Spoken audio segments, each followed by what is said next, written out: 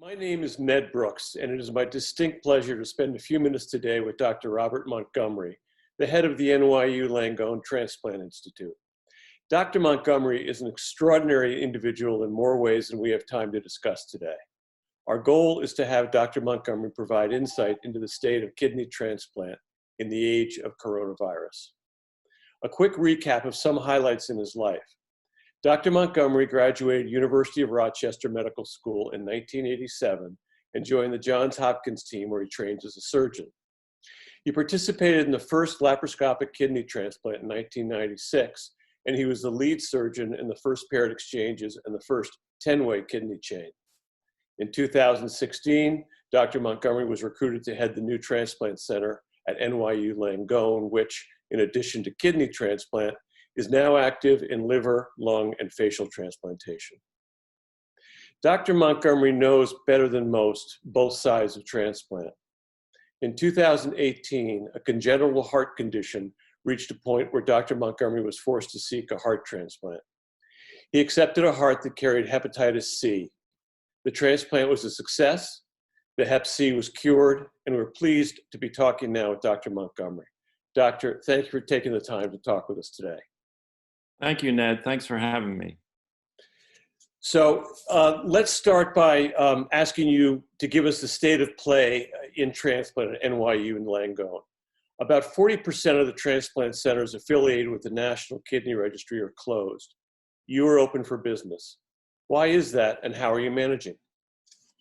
Well, so I would say that we're open for business for a very select group of recipients who, in our opinion, the balance of risk, so sort of the equipoise of the risk of acquiring COVID-19 versus delaying, their transplant would suggest that they would be better off undergoing a transplant at this point. And that's a very, small group of patients that have remained active on our list during this time. We are now starting to liberalize that more. And again, we've gone through our list and done this sort of calculus, this risk-benefit decision for each patient on the list. And we have now reactivated a fairly large portion of our lists in all of the organs. So we feel now that we're over, this peak and on a better trajectory as far as the number of cases in New York that we're able to do this at this point. Very good, thank you. And I understand that your efforts on kidney transplants focus on living donation right now. Why are you not doing deceased kidney transplants at this time? And what needs to happen for you to restart that effort? Yeah, so we did have a couple of living donor kidney patients who were really, very close to needing to go on dialysis. And, I think one of the things that has come out during the last 2 months is that patients who are in dialysis units seem to be at a greater risk for acquiring COVID-19. And so, we felt that, again, that this balance of risk favored us going ahead and doing their transplants now. We feel that the hospital now is a safe environment, and we put a lot of different, we've exercised great caution in terms of the policies and procedures that we've implemented. So we feel that the hospital is very safe now. We are starting our deceased donor transplantation. We've activated a lot of our kidney, liver, lung, heart, and pancreas lists. And so I think, in the next week or so, we'll see some more deceased donor transplants being done. Well, that's good to hear, and I know that the entire industry is anxious to get the transplants back up to speed again. If you were to compare the COVID-19 pandemic and its impact on organ transplantation to another healthcare challenge in the past, what would it be and how can we learn from it? Yeah, so boy, I've been through two, you know, plagues basically in my career, and the first was HIV in the 1980s, and I lived through that. I was a surgical resident during that time.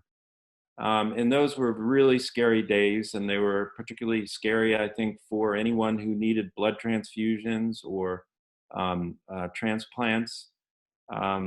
Before we could routinely diagnose early HIV, there was a pretty large window period where the disease could be transmitted and not um, identified in a donor.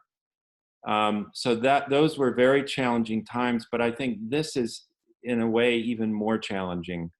Um, we know now after the last 2 months in the hotspot that is New York City, that our transplant patients have been disproportionately affected by COVID, and they seem to have um, uh, been infected at a higher rate than the general population, and they haven't done as well as the general population in terms of the outcomes, and seem to be somewhere between 5 and 10 times more likely to succumb to the disease. So it's very concerning, and it really has forced us to have this period, this pause period, where only the most life saving procedures have been done. Where that balance, again, that balance of risk versus benefit has favored doing a transplant, despite the fact that we know that the patients, when they get COVID-19, have a poor prognosis. Wow, those numbers are startling. Yeah. Um, with the severe shortage of organs available for transplant, an obvious goal would be to use all available organs while observing maximum safety protocols and ensuring long-term successful allograft outcomes. What could the transplant industry be doing better than it is now? And how would you recommend implementing those changes? Well, I mean, I think that question is layered and it's a bit complicated because of COVID-19. I think right now we're in a new learning phase, with a very steep curve, and we're trying to figure out what is going to be safe and what's not safe. And in particular, we're really focusing on uh, donor safety, both living donor but also deceased donor, because as the people who are dying right now, there's oftentimes a question of whether COVID could be um, part of the cause of their death. We know that this disease has many different faces, and it can be very confusing sometimes to make the diagnosis. So we're really assessing the donors, on an individual basis, very carefully with our infectious disease colleagues, to try to be sure that the risk is extremely low that the donor could have acquired COVID-19 and could pass that on to the recipient. So that's where a lot of our focus right now is, on safety. I think your question in general probably applies more towards, how can we improve things for patients over the long term? And that's something that I've been really focused on, in particular since I've had my transplant, because my journey has taught me a lot about where the holes are in the system. And I think in particular, the way our healthcare system is set up, we're very focused on that first year after the transplant, but after that, sometimes I think patients start to struggle, and it's not always, something that the transplant community recognizes. I think in particular, one of the things that I've really focused on is the challenges that people have after a transplant and getting back to work, and really being returned to, that level of engagement in society that we all hope for, after a transplant. And, I had my own struggles with that, getting back into the operating room and doing what I do. So I think because of that, I every time I see one of my patients or talk to any patients, I ask them about, how is it going? What are you doing? Are you back to work? Are you engaged in the things that you want to be engaged in? Are you able to do those things, as you had hoped after the transplant? And so I'm really trying to focus a lot on trying to help to equip patients with the tools that they need to do better over the long haul. Because what I found is, from looking at the data, is that only about 20% of kidney transplant patients go back to work after the transplant. And I think there are many reasons for that, but I think we could do better than that. So I brought together a lot of people at NYU to try to start some pilot studies to see if we can intervene early and help people to get more fully engaged after their transplant. I was not aware of that 20% figure. That's alarming and concerning. Is that, do you think, because of a lack of follow-up on the part of the interested parties in medication levels or psychological counseling, or what do you think makes that up?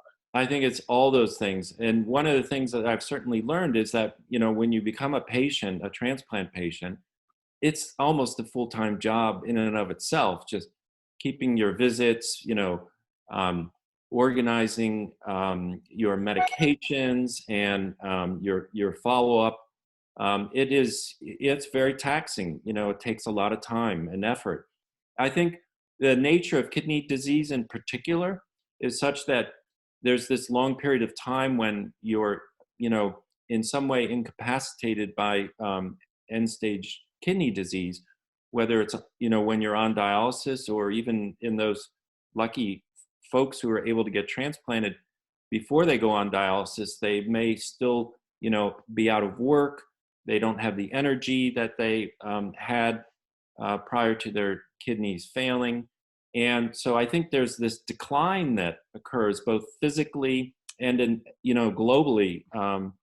And then I think also the way that we've set up, insurance and Medicare and a lot of these things, that when patients get their transplant and they're on disability and on Medicare, it's very frightening to sort of take the risk of releasing those benefits and getting back into the workforce, because there are bumps in the road for almost all transplant patients after the transplant. And when they're in the midst of those bumps, they wonder, like, what would I do, if I were working now and, couldn't come to the office for 2 weeks, would I get terminated? And then, what about healthcare? And so I think there's a lot of things that we can do. And then I think also a lot of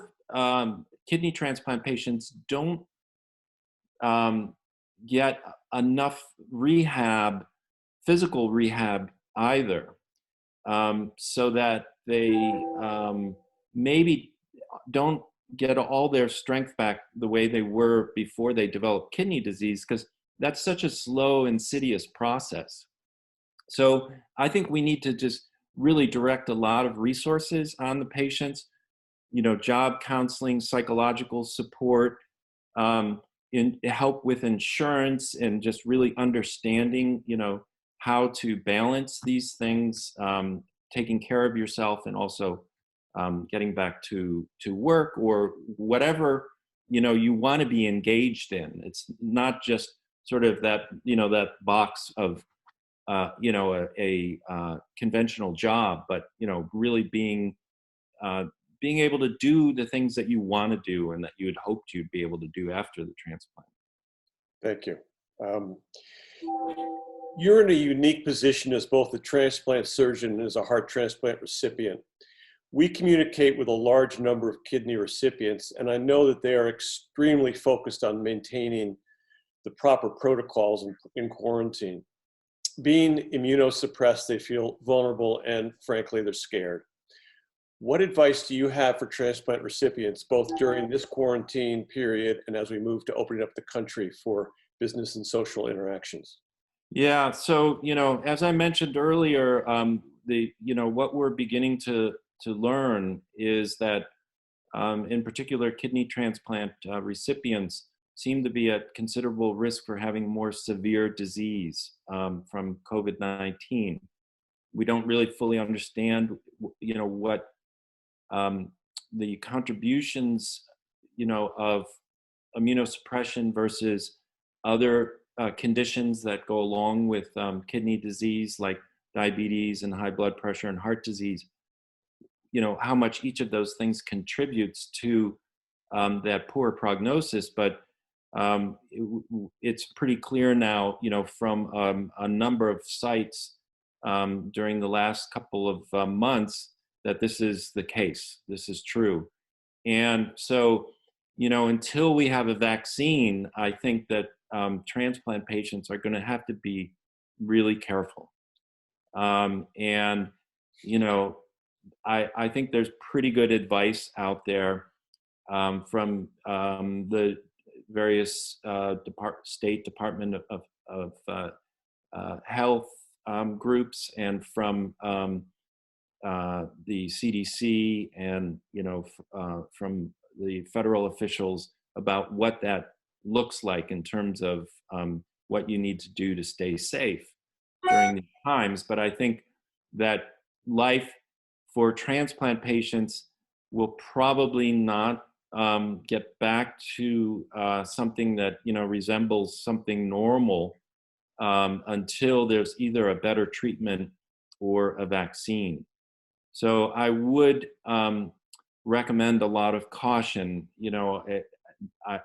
I do that,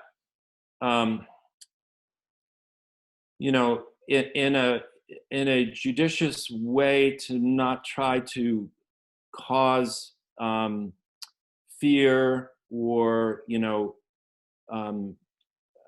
excess concern. It's really just with from what I have seen and experienced these last couple months, just a sense that we have to be really careful, and that the idea that things are kind of moving back towards a normality for most people, I think should not entice the transplant community to think that it's okay to not wear masks, to take risks, to not social distance and things like that. That's going to be with us, and it's going to be with us for a while. And I think as some of these things are relaxed, we have to be more vigilant. And in the fall, when we move into the regular flu season, we have to be very vigilant at that time too. I can only imagine what your personal life must be like as a heart transplant recipient in a theater where there is nothing but bacteria and microbes around you all the time, and how you handle that with equanimity. It's quite remarkable. Okay. Kidney donors are generally in better health than the average population, but we only have one kidney, and we know that this virus can be tough on kidneys.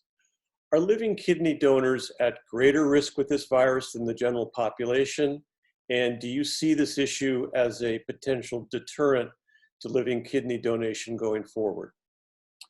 I don't. I mean, I think, we do see in the patients who are critically ill from COVID-19 disease, um, somewhere between 20 and 30% of them develop what we call acute kidney injury.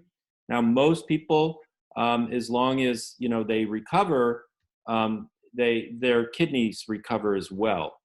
Uh, Um, and I don't think that it would be that different if they had one or two kidneys, quite honestly. So, I mean, hopefully we're going to get this disease under control, and that, large portions of the population are not going to end up getting infected, and that we'll have a vaccine or a better treatment, before, um, we approach anything like herd immunity on its own. And so my hope is that, we won't need to be worried about that. But I do feel, though, that having one kidney versus two for this disease probably doesn't make that big a difference in terms of the impact that the disease has on the kidney. So I think that, if you develop acute kidney injury, you would be just as likely to develop that if you had donated a kidney versus if you still had both of your kidneys. Thank you for that. Given your position as both a transplant surgeon and organ recipient, do you find that your patients have greater faith in your expertise, having been on both sides of the operating table? Yeah, so that's an interesting question. So I think, I certainly do have patients who come to me who, are attracted to that aspect of who I am, that I have perhaps a better understanding. Well, I do have a better understanding of what they're going through.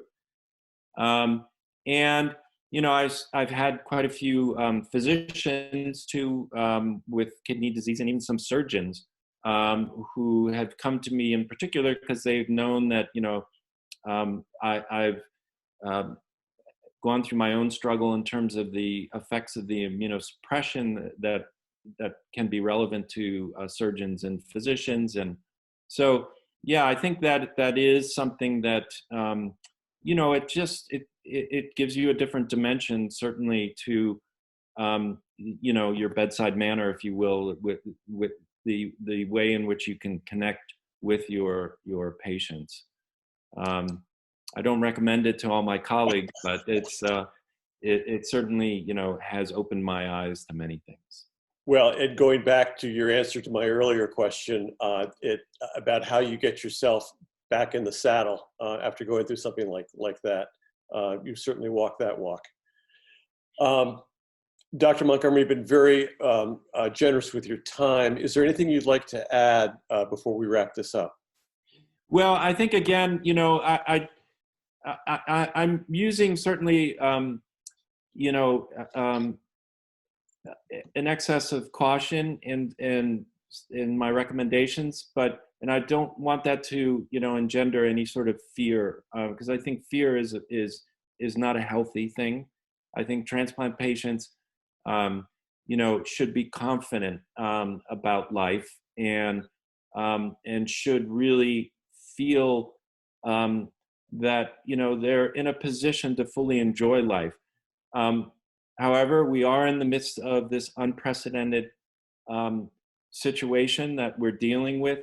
And so, given those circumstances and what we know so far, I just asked, my fellow patients who are immunosuppressed to just be really careful and just follow, the recommendations that are out there that we all know about. And, we're all going to have to lay a little bit low during this year. And there's great hope that will change going into 2021. So I just want to close by just saying that, just take care of yourself and be smart, and enjoy the things that we're getting out of this isolation too, and this quarantine. There are a lot of there's a lot of silver in that lining, that I've found too. And enjoy your families, and maybe a little more of a quiet life than we're all used to. And with that, Dr. Montgomery, thank you so much for your time. Appreciate it. Okay, thank you.